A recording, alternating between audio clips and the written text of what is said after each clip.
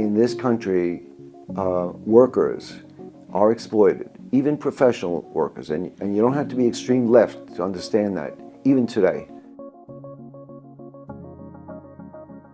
Until workers get organized, you'll be pushed around. And as far as professionalism, you're not professional if you can be pushed around. Al Shanker and I started together at Junior High School 126. The principal was all-powerful because there was no grievance procedure. It was a bad day for him, it was a bad day for you. You were not guaranteed any prep time or even a full lunch period. There was no class size restrictions as there are in contracts now. When I was at Franklin K. Lane High School, for example, I had 52 students regularly in my economics classes.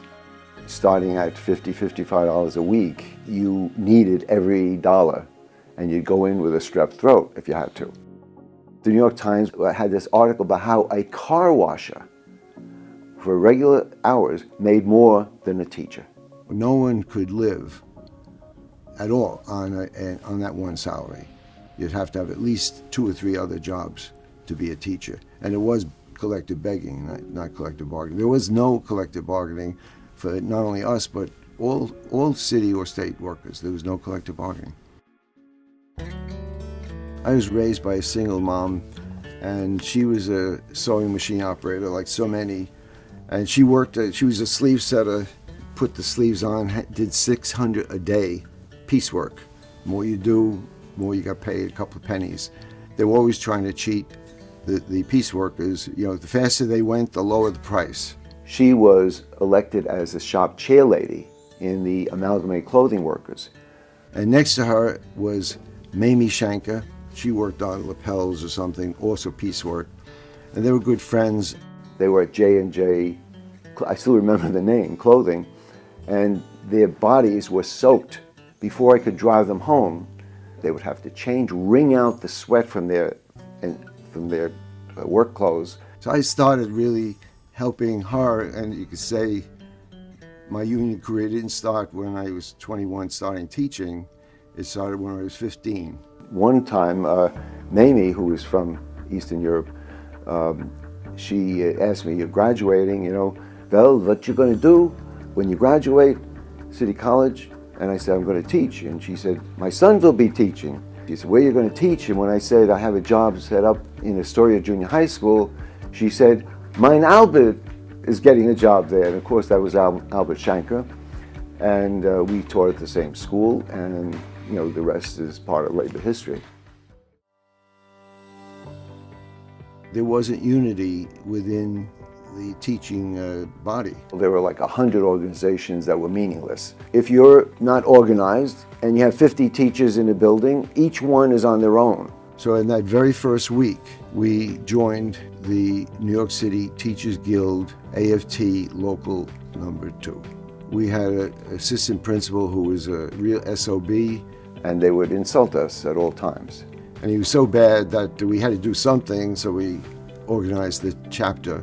We practically got everyone to join. That was what made us organize more than our low salaries. Low salaries, you could do something. You could get extra jobs, tough summer jobs, 4 jobs I had. But with tyrannical supervision, you had no dignity, no professional dignity. Right now, that school is named the Shanker School. But in a way, if you want to be absurd, you could say it's the Abe Greenberg AP school, because it wasn't for his tyrannic behavior, we probably wouldn't have done what we did.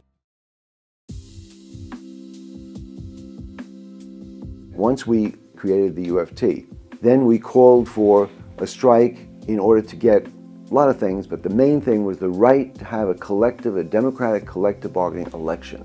We decided to have a strike on November 7th. Now, why November 7th?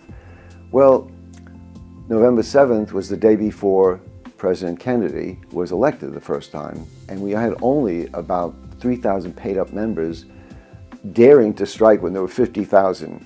If you strike against the city or state, you could be fired. And so there we were on the picket line. What was tough about walking the picket line is to see colleagues going past you as strikebreakers, basically.